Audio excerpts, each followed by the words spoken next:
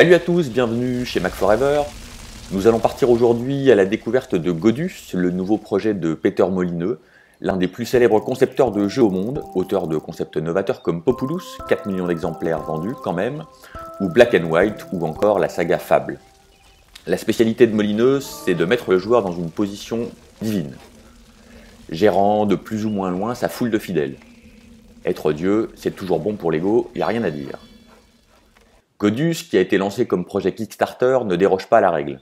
Le joueur est Dieu, un Dieu indéterminé qui pourra être plus ou moins sympa avec ses adorateurs, pour leur inspirer l'amour, ou un craintif respect. On retrouve là l'esprit de Black and White, mais dans un univers graphique très différent, où l'on retrouve une inspiration à la Minecraft. Dans un premier temps, il faut se développer la civilisation. Pour ça, tout Dieu qu'on soit, on se transforme en terrassier pour aplanir et nettoyer le terrain. Les humains s'emploient alors à y construire des habitations, plus ou moins vastes suivant l'espace libéré. Au bout d'un moment, comme la nature est bien faite, ceux-ci se reproduisent. Un petit drapeau apparaît alors sur la maison, et vous pouvez lancer ces nouveaux venus dans votre monde à la conquête des terres vierges. Parsemés sur le terrain, des trésors cachés vous apportent des ressources ou des compétences. Assez rapidement, vos humains se diversifient et les options se multiplient. Bientôt, Dieu crée des villages plus productifs, simplement en plantant un panneau au centre de ceux-ci. L'adoration de vos fidèles fait des bulles, des vraies bulles.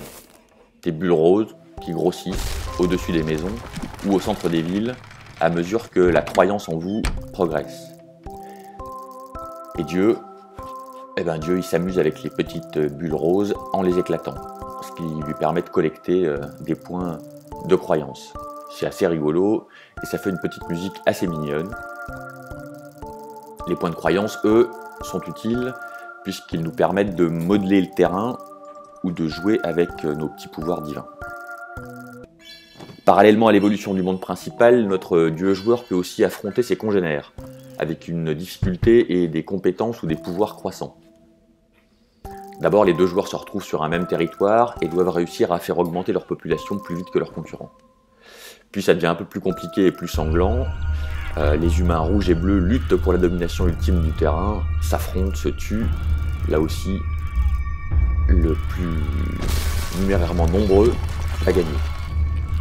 Ces incises guerrières permettent de collecter des ressources supplémentaires pour le monde principal.